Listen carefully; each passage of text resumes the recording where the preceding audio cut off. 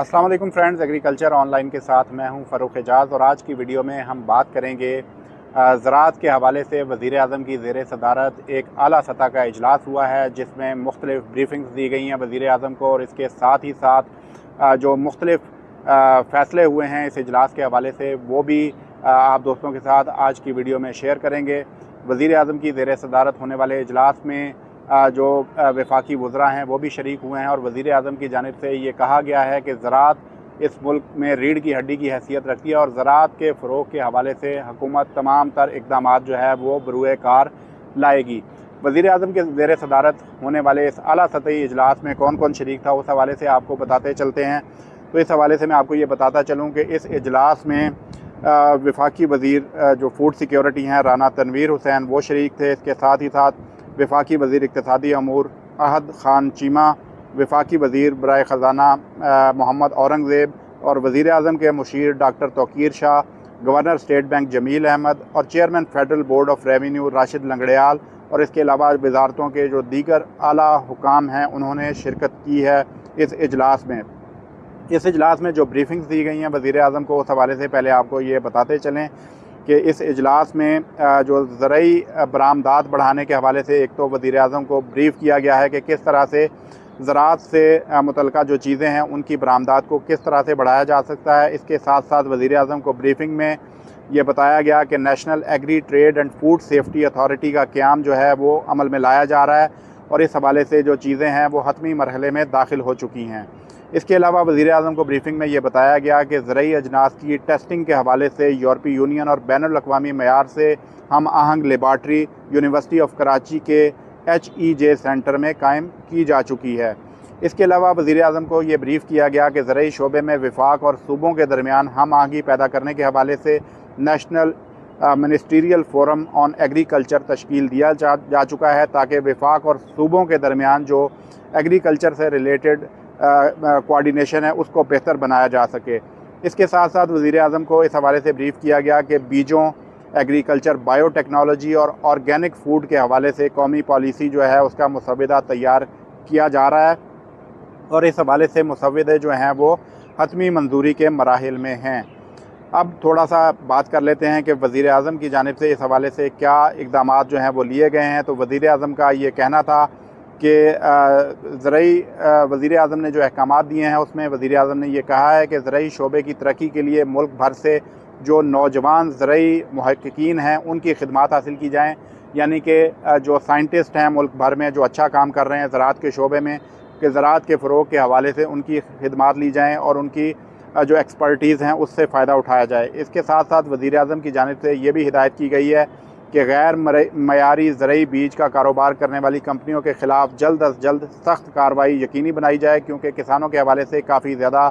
Issues आ रहे हैं कि किसानों को अच्छा बीज नहीं मिल पाता, जिसकी वजह से किसानों की फसल अच्छी नहीं होती। तो वज़ीर आज़म की जानिब से ये अब बाज़ाब्ता तौर पर ये अहकामात दे दिए गए हैं तमाम तर वजारतों को कि गैर मयारी बीज के हवाले से सख्त से सख्त कार्रवाई को फ़ौरी तौर पर यकीनी बनाया जाए। इसके अलावा वज़ीर आज़म की जानिब से ये भी हिदायत की गई है कि पाकिस्तान में खुर्दनी तेल की पैदावार के हवाले से इक़दामात को तेज़ किया जाए, ताकि खुर्दनी तेल की दरामद पर ख़र्च होने वाला कीमती ज़र्रे मुबादला बचाया जा सके। जैसा कि आप जानते हैं कि हर साल बिलियंस ऑफ डॉलर्स का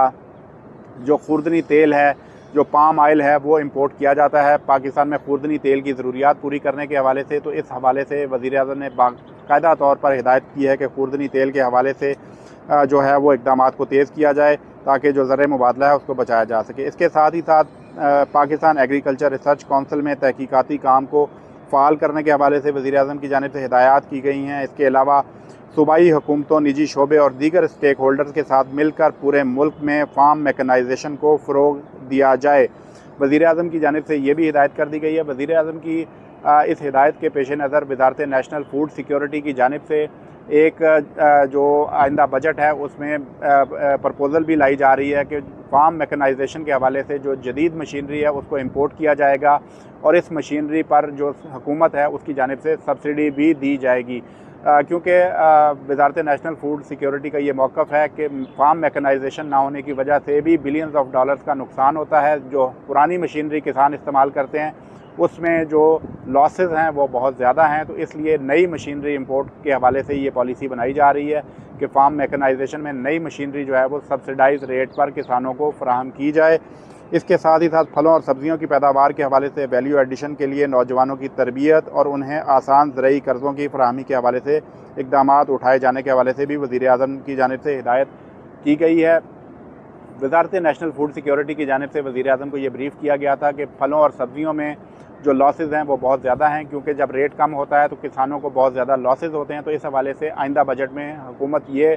मंसूबा भी लेकर आ रही है कि फलों और सब्ज़ियों की वैल्यू एडिशन के हवाले से भी कंपनीज़ को जो है वो सब्सिडी दी जाएगी कि जो कंपनियां फलों और सब्ज़ियों की वैल्यू एडिशन में काम करना चाहती हैं वो मुल्क में सरमायाकारी करें और हुकूमत उन्हें मुकम्मल तौर पर सपोर्ट करेगी। इसके साथ ही साथ पास्को के हवाले से भी वज़ीर-ए-आज़म ने ये अहकाम जारी किए हैं कि पास्को को जल्द अज जल्द ख़त्म करने के हवाले से इक़दाम जो हैं वो उनको तेज़ किया जाए। ताहम जो वज़ारत नेशनल फूड सिक्योरिटी है उनकी जानिब से वज़ीर-ए-आज़म को ये ब्रीफ़ किया गया है कि पास्को इस साल गंदम की ख़रीदारी नहीं करेगी। ताहम जो